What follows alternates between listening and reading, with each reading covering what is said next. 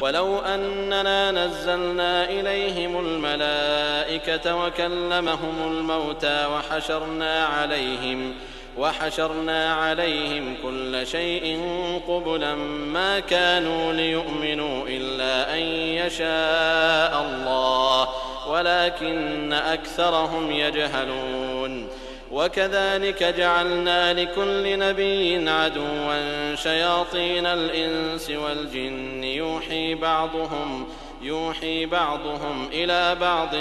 زخرف القول غرورا ولو شاء ربك ما فعلوه فذرهم وما يفترون. ولتصغى إليه أفئدة الذين لا يؤمنون بالآخرة وليرضوه وليقترفوا ما هم مقترفون. أفغير الله أبتغي حكما وهو الذي أنزل إليكم الكتاب مفصلا والذين آتيناهم الكتاب يعلمون أنه منزل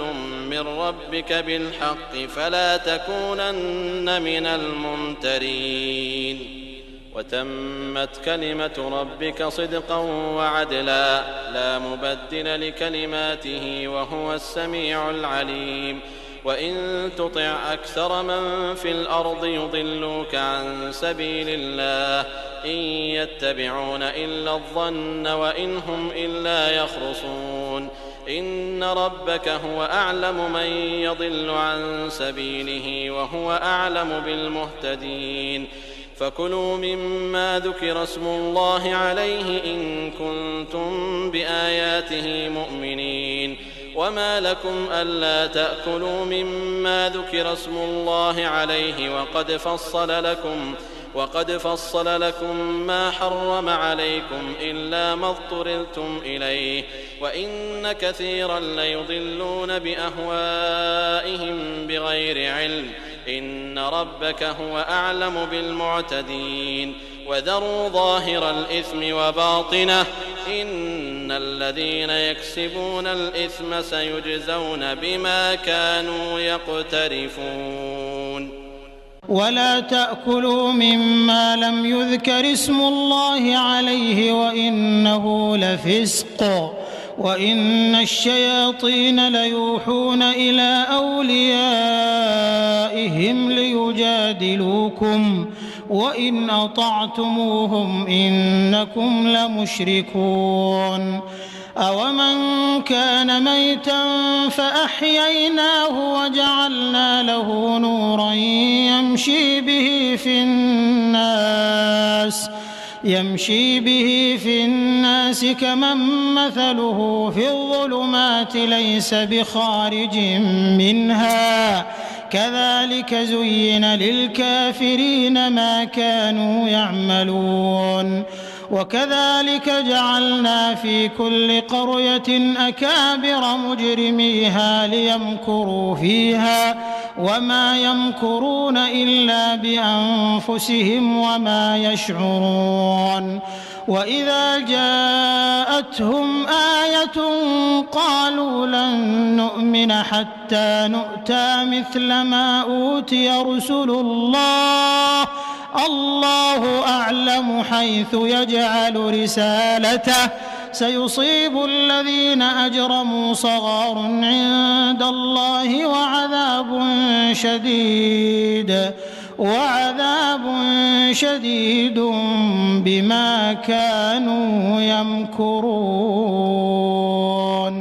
فمن يرد الله أن يهديه يشرح صدره للإسلام ومن يرد أن يضله يجعل صدره ضيقا حرجا كأنما يصعد في السماء كذلك يجعل الله الرجس على الذين لا يؤمنون. وهذا صراط ربك مستقيما قد فصلنا الآيات لقوم يذكرون. لهم دار السلام عند ربهم وهو وليهم بما كانوا يعملون. ويوم يحشرهم جميعا يا معشر الجن قد استكثرتم من الإنس وقال أولياؤهم من الإنس ربنا استمتع بعضنا ببعض وبلغنا أجلنا الذي أجلت لنا قال النار مثواكم خالدين فيها إلا ما شاء الله إن ربك حكيم عليم وكذلك نولي بعض الظالمين بعضا بما كانوا يكسبون يا معشر الجن والإنس ألم يأتكم رسل منكم يقصون عليكم آياتي وينذرونكم لقاء يومكم هذا قالوا شهدنا على أنفسنا وغرتهم الحياة الدنيا وشهدوا على أنفسهم أنهم كانوا كافرين ذلك أن لم يكن ربك مهلك القرى بظلم وأهلها غافلون ولكل درجات مما عملوا وما ربك بغافل عما يعملون وربك الغني ذو الرحمة إن يشأ يذهبكم ويستخلف من بعدكم ما يشاء كما أنشأكم من ذرية قوم آخرين إنما توعدون لآت وما أنتم بمعجزين قل يا قوم اعملوا على مكانتكم إني عامل فسوف تعلمون من تكون له عاقبة الدار إنه لا يفلح الظالمون وجعلوا لله مما ذرأ من الحرث والأنعام نصيبا فقالوا هذا لله بزعمهم وهذا لشركائنا فما كان لشركائهم فلا يصل إلى الله وما كان لله فهو يصل إلى شركائهم ساء ما يحكمون وكذلك زين لكثير من المشركين قتل أولادهم شركاؤهم ليردوهم وليلبسوا عليهم دينهم ولو شاء الله ما فعلوه فذرهم وما يفترون وقالوا هذه أنعام وحرث حجر لا يطعمها إلا من نشاء بزعمهم وأنعام حرمت ظهورها وأنعام لا يذكرون اسم الله عليها افتراء عليه سيجزيهم بما كانوا يفترون وقالوا ما في بطون هذه الأنعام خالصة لذكورنا ومحرم على أزواجنا وإن يكن ميتة فهم فيه شركاء سيجزيهم وصفهم إنه حكيم عليم قد خسر الذين قتلوا أولادهم سفها بغير علم وحرموا ما رزقهم الله افتراء على الله قد ضلوا وما كانوا مهتدين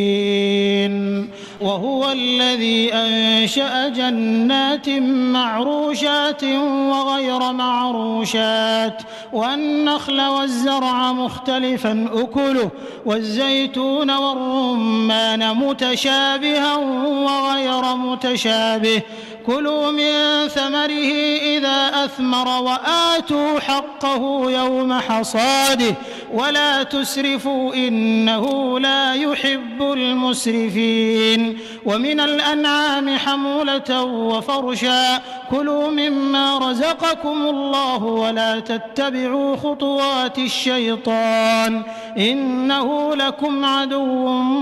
مبين. 8 أزواج من الضأن 2 ومن المعز 2 قل الذكرين حرم أم الأنثيين أما اشتملت عليه أرحام الأنثيين نبئوني بعلم إن كنتم صادقين. ومن الإبل 2 ومن البقر 2 قل الذكرين حرم أم الأنثيين أما اشتملت عليه أرحام الأنثيين أم كنتم شهداء إذ وصاكم الله بهذا فمن أظلم ممن افترى على الله كذبا ليضل الناس بغير علم إن الله لا يهدي القوم الظالمين. قل لا أجد فيما أوحي إلي محرما على طاعم يطعمه إلا أن يكون ميتة أو دما مسفوحا أو لحم خنزير فإنه رجس أو فسقا أهل لغير الله به فمن اضطر غير باغ ولا عاد فإن ربك غفور رحيم. وعلى الذين هادوا حرمنا كل ذي ظفر ومن البقر والغنم حرمنا عليهم شحومهما إلا ما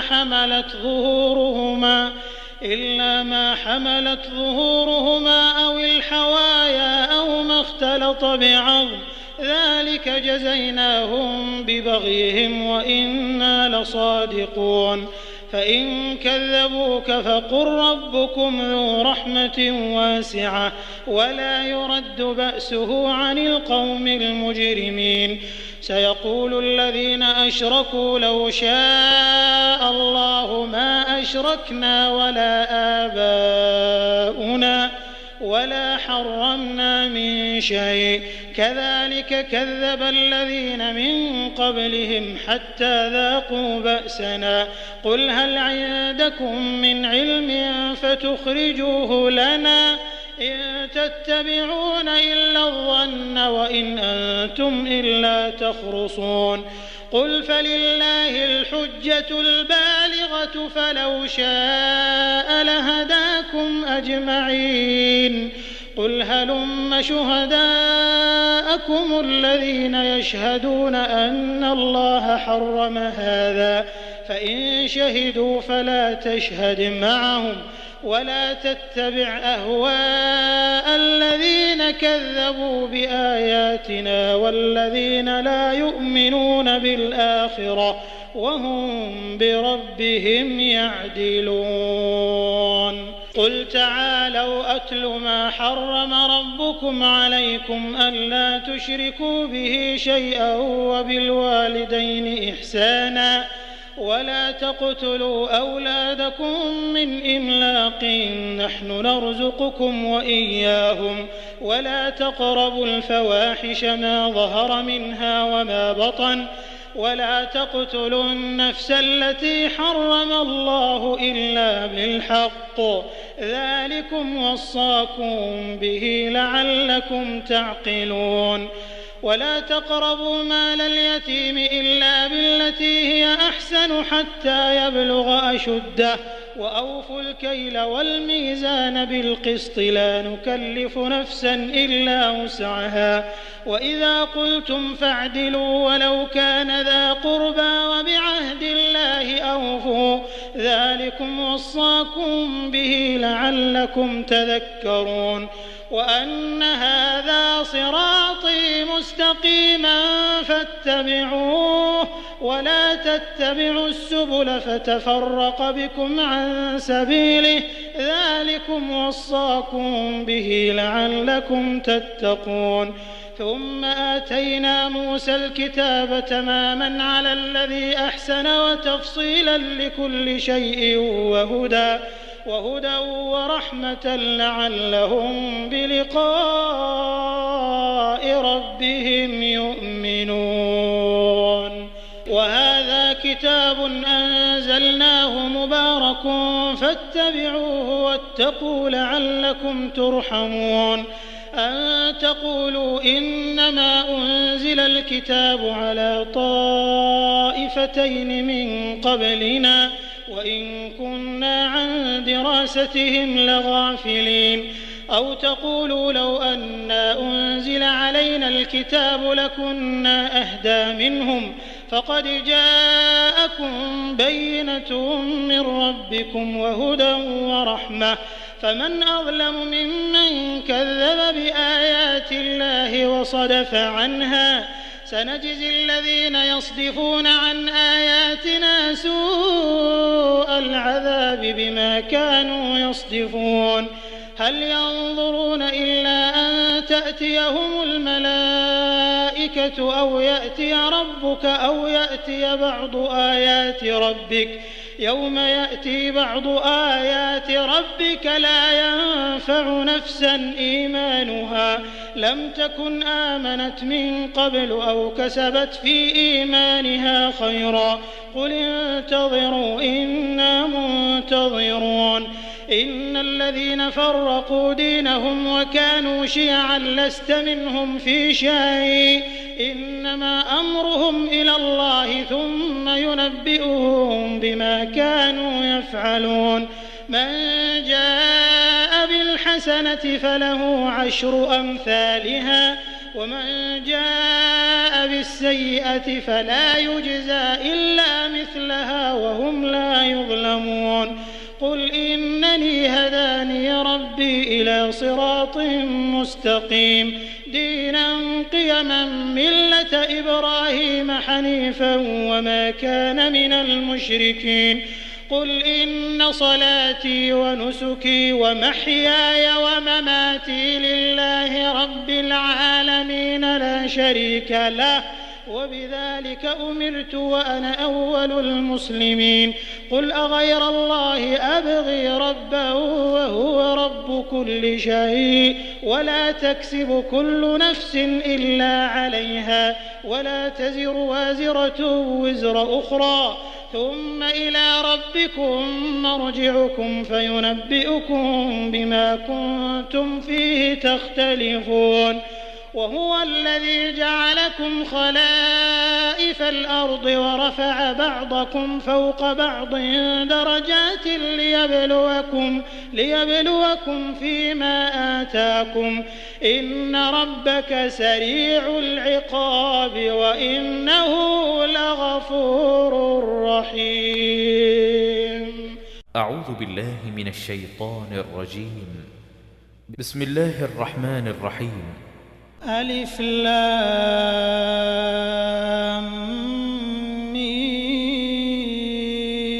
صاد كتاب أنزل إليك فلا يكن في صدرك حرج منه لتنذر به وذكرى للمؤمنين اتبعوا ما أنزل إليكم من ربكم ولا تتبعوا من دونه أولياء قليلا ما تذكرون وكم من قرية أهلكناها فجاءها بأسنا بياتا أو هم قائلون فما كان دعواهم إذ جاءهم بأسنا إلا أن قالوا إنا كنا ظالمين فلنسألن الذين أرسل إليهم ولنسألن المرسلين فلنقصن عليهم بعلم وما كنا غائبين والوزن يومئذ الحق فمن ثقلت موازينه فأولئك هم المفلحون ومن خفت موازينه فأولئك الذين خسروا أنفسهم بما كانوا بآياتنا يظلمون ولقد مكناكم في الأرض وجعلنا لكم فيها معايش قليلا ما تشكرون ولقد خلقناكم ثم صورناكم ثم قلنا للملائكة اسجدوا لآدم فسجدوا إلا إبليس لم يكن من الساجدين قال ما منعك ألا تسجد إذ أمرتك قال أنا خير منه خلقتني من نار وخلقته من طين قال فاهبط منها فما يكون لك أن تتكبر فيها فاخرج إنك من الصاغرين قال أنظرني إلى يوم يبعثون قال إنك من المنظرين قال فبما أغويتني لأقعدن لهم صراطك المستقيم ثم لآتينهم من بين أيديهم ومن خلفهم وعن أيمانهم وعن شمائلهم ولا تجد أكثرهم شاكرين قال اخرج منها مذءوما مدحورا لمن تبعك منهم لأملأن جهنم منكم أجمعين ويا آدم اسكن أنت وزوجك الجنة فكلا من حيث شئتما ولا تقربا هذه الشجرة فتكونا من الظالمين فوسوس لهما الشيطان ليبدي لهما ما وري عنهما من سوآتهما وقال ما رهاكما ربكما عن هذه الشجرة إلا أن تكونا ملكين أو تكونا من الخالدين وقاسمهما إني لكما لمن الناصحين فدلاهما بغرور فلما ذاقا الشجرة بدت لهما سوآتهما وطفقا يخصفان عليهما من ورق الجنة وناداهما ربهما ألم أنهكما عن تلكما الشجرة وأقل لكما إن الشيطان لكما عدو مبين قالا ربنا ظلمنا أنفسنا وإن لم تغفر لنا وترحمنا لنكونن من الخاسرين قال اهبطوا بعضكم لبعض عدو ولكم في الأرض مستقر ومتاع إلى حين قال فيها تحيون وفيها تموتون ومنها تخرجون يا بني آدم قد أنزلنا عليكم لباسا يواري سوآتكم وريشا ولباس التقوى ذلك خير ذلك من آيات الله لعلهم يذكرون يا بني آدم لا يفتننكم الشيطان كما أخرج أبويكم من الجنة ينزع عنهما لباسهما ليريهما سوآتهما إنه يراكم هو وقبيله من حيث لا ترونهم إنا جعلنا الشياطين أولياء للذين لا يؤمنون وإذا فعلوا فاحشة قالوا وجدنا عليها آباءنا والله أمرنا بها قل إن الله لا يأمر بالفحشاء أتقولون على الله ما لا تعلمون قل أمر ربي بالقسط وأقيموا وجوهكم عند كل مسجد وادعوه مخلصين له الدين كما بدأكم تعودون فريقا هدى وفريقا حق عليهم الضلالة إنهم اتخذوا الشياطين أولياء من دون الله ويحسبون أنهم مهتدون يا بني آدم خذوا زينتكم عند كل مسجد وكلوا واشربوا ولا تسرفوا إنه لا يحب المسرفين قل من حرم زينة الله التي أخرج لعباده والطيبات من الرزق قل هي للذين آمنوا في الحياة الدنيا خالصة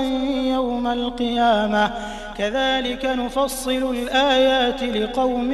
يعلمون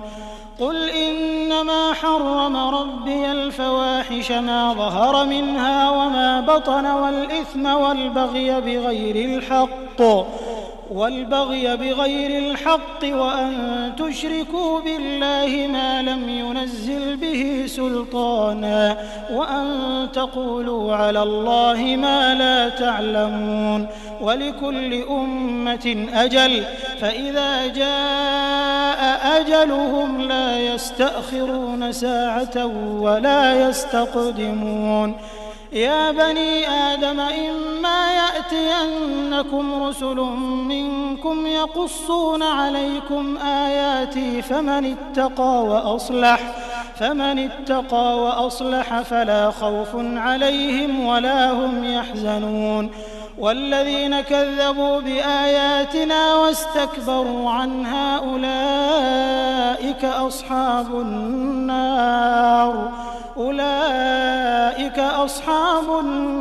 هم فيها خالدون فمن أظلم ممن افترى على الله كذبا أو كذب بآياته أولئك ينالهم نصيبهم من الكتاب حتى إذا جاءتهم رسلنا يتوفونهم قالوا أين ما كنتم تدعون من دون الله قالوا ضلوا عنا وشهدوا على أنفسهم أنهم كانوا كافرين قال ادخلوا في قد خلت من قبلكم من الجن والإنس في النار كلما دخلت أمة لعنت أختها حتى إذا اداركوا فيها جميعا قالت أخراهم لأولاهم ربنا هؤلاء أضلونا فآتهم عذابا ضعفا من النار قال لكل ضعف ولكن لا تعلمون وقالت أولاهم لأخراهم فما كان لكم علينا من فضل فذوقوا العذاب بما كنتم تكسبون إن الذين كذبوا بآياتنا واستكبروا عنها لا تفتح لهم أبواب السماء ولا يدخلون الجنة حتى يلج الجمل في سم الخياط وكذلك نجزي المجرمين لهم من جهنم مهاد ومن فوقهم غواش وكذلك نجزي الظالمين والذين آمنوا وعملوا الصالحات لا نكلف نفسا إلا وسعها أولئك أصحاب الجنة هم فيها خالدون ونزعنا ما في صدورهم من غل تجري من تحتهم الأنهار وقالوا الحمد لله الذي هدانا لهذا وما كنا لنهتدي لولا أن هدانا الله لقد جاءت رسل ربنا بالحق ونودوا أن تلكم الجنة أورثتموها بما كنتم تعملون ونادى أصحاب الجنة أصحاب النار أن قد وجدنا ما وعدنا ربنا حقا فهل وجدتم ما وعد ربكم حقا قالوا نعم فأذن مؤذن بينهم اللعنة الله على الظالمين الذين يصدون عن سبيل الله ويبغونها عوجا وهم بالآخرة كافرون وبينهما حجاب وعلى الأعراف رجال يعرفون كلا بسيماهم ونادوا أصحاب الجنة أن سلام عليكم لم يدخلوها وهم يطمعون وإذا صرفت أبصارهم تلقاء أصحاب النار قالوا ربنا لا تجعلنا مع القوم الظالمين ونادى أصحاب الأعراف رجالا يعرفونهم بسيماهم قالوا ما أغنى عنكم جمعكم وما كنتم تستكبرون أهؤلاء الذين أقسمتم لا ينالهم الله برحمة ادخلوا الجنة لا خوف عليكم ولا أنتم تحزنون ونادى أصحاب النار أصحاب الجنة أن أفيضوا علينا من الماء أو مما رزقكم الله قالوا إن الله حرمهما على الكافرين الذين اتخذوا دينهم لهوا ولعبا وغرتهم الحياة الدنيا فاليوم ننساهم كما نسوا لقاء يومهم هذا وما كانوا بآياتنا يجحدون ولقد جئناهم بكتاب فصلناه على علم هدى ورحمة لقوم يؤمنون هل ينظرون إلا تأويله يوم يأتي تأويله يقول الذين نسوه من قبل قد جاءت رسل ربنا بالحق فهل لنا من شفعاء فيشفعوا لنا أو نرد فنعمل غير الذي كنا نعمل قد خسروا أنفسهم وضل عنهم ما كانوا يفترون إن ربكم الله الذي خلق السماوات والأرض في 6 أيام ثم استوى على العرش يغشي الليل النهار يطلبه حثيثا والشمس والقمر والنجوم مسخرات بأمره ألا له الخلق والأمر تبارك الله رب العالمين ادعوا ربكم تضرعا وخفية إنه لا يحب المعتدين ولا تفسدوا في الأرض بعد إصلاحها وادعوه خوفا وطمعا إن رحمة الله قريب من المحسنين وهو الذي يرسل الرياح بشرا بين يدي رحمته حتى إذا أقلت سحابا ثقالا سقناه لبلد ميت فأنزلنا به الماء فأخرجنا به من كل الثمرات كذلك نخرج الموتى لعلكم تذكرون والبلد الطيب يخرج نباته بإذن ربه والذي خبث لا يخرج إلا نكدا كذلك نصرف الآيات لقوم يشكرون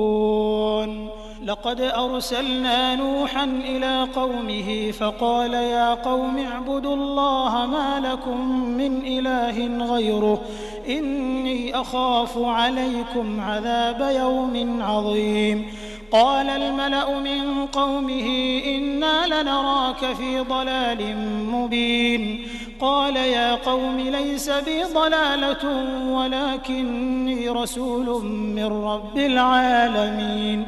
أبلغكم رسالات ربي وأنصح لكم وأعلم من الله ما لا تعلمون أوعجبتم أن جاءكم ذكر من ربكم على رجل منكم لينذركم ولتتقوا ولعلكم ترحمون فكذبوه فأنجيناه والذين معه في الفلك وأغرقنا الذين كذبوا بآياتنا إنهم كانوا قوما عمين وإلى عاد أخاهم هودا قال يا قوم اعبدوا الله ما لكم من إله غيره أفلا تتقون قال الملأ الذين كفروا من قومه إنا لنراك في سفاهة وإنا لنظنك من الكاذبين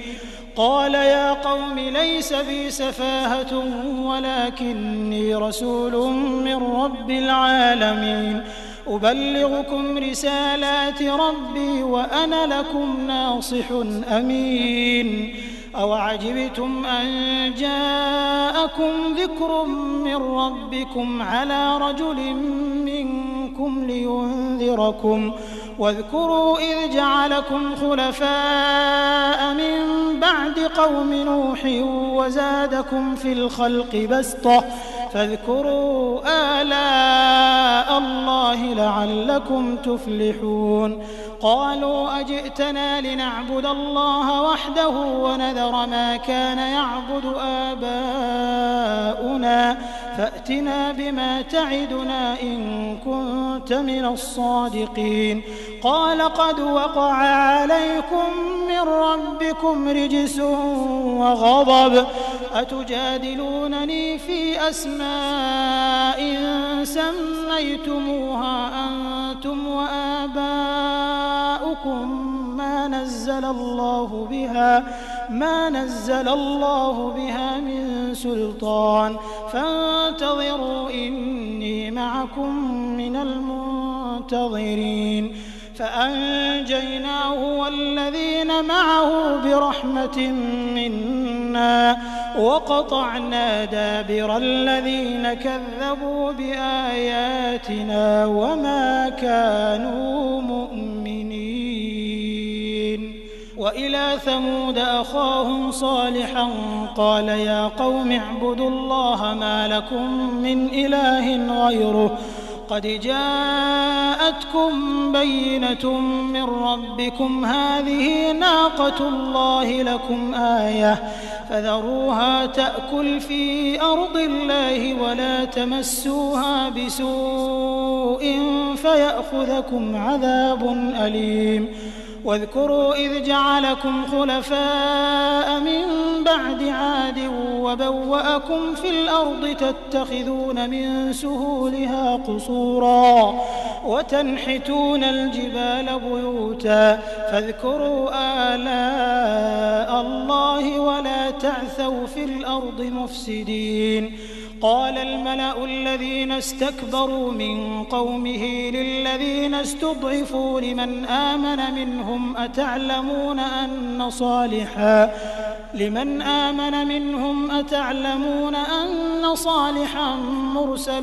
من ربه قالوا إنا بما أرسل به مؤمنون قال الذين استكبروا إنا بالذي آمنتم به كافرون فعقروا الناقة وعتوا عن أمر ربهم وقالوا يا صالح ائتنا بما تعدنا إن كنت من المرسلين فأخذتهم الرجفة فأصبحوا في دارهم جاثمين فتولى عنهم وقال يا قوم لقد أبلغتكم رسالة ربي ونصحت لكم ولكن لا تحبون الناصحين ولوطا إذ قال لقومه أتأتون الفاحشة ما سبقكم بها من أحد من العالمين إنكم لتأتون الرجال شهوة من دون النساء بل أنتم قوم مسرفون وما كان جواب قومه إلا أن قالوا أخرجوهم من قريتكم إنهم أناس يتطهرون فأنجيناه وأهله إلا امرأته كانت من الغابرين وأمطرنا عليهم مطرا فانظر كيف كان عاقبة المجرمين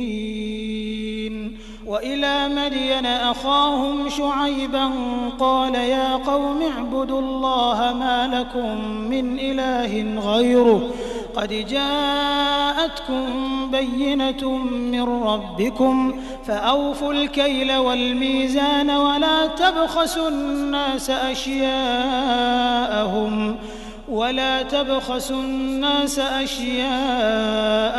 ولا تفسدوا في الأرض بعد إصلاحها ذلكم خير لكم إن كنتم مؤمنين ولا تقعدوا بكل صراط